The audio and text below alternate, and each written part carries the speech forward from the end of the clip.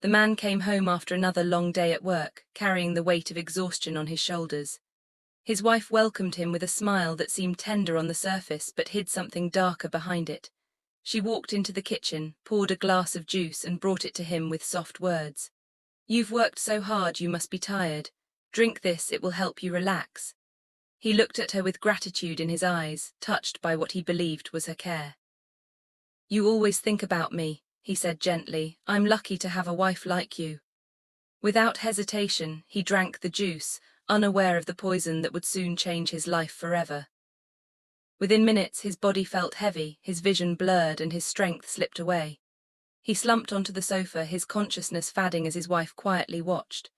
Once she was certain he could not move, she stood up, her hands trembling slightly but her face filled with determination.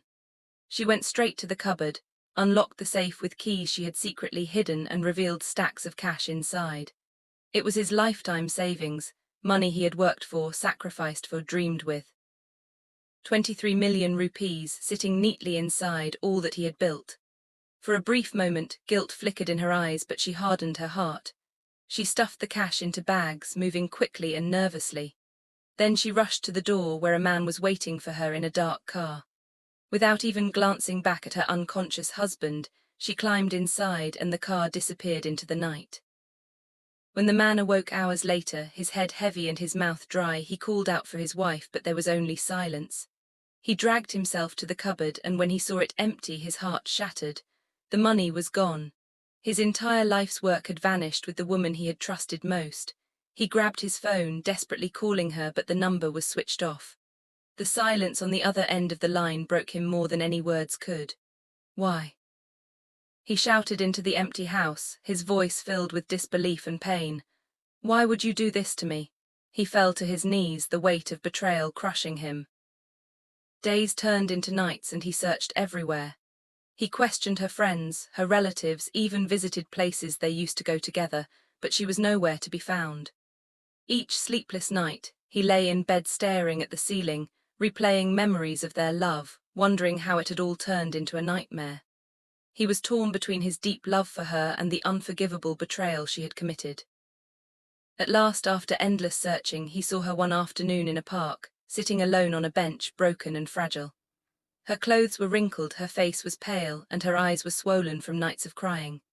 When she noticed him, she stood and ran toward him, collapsing at his feet.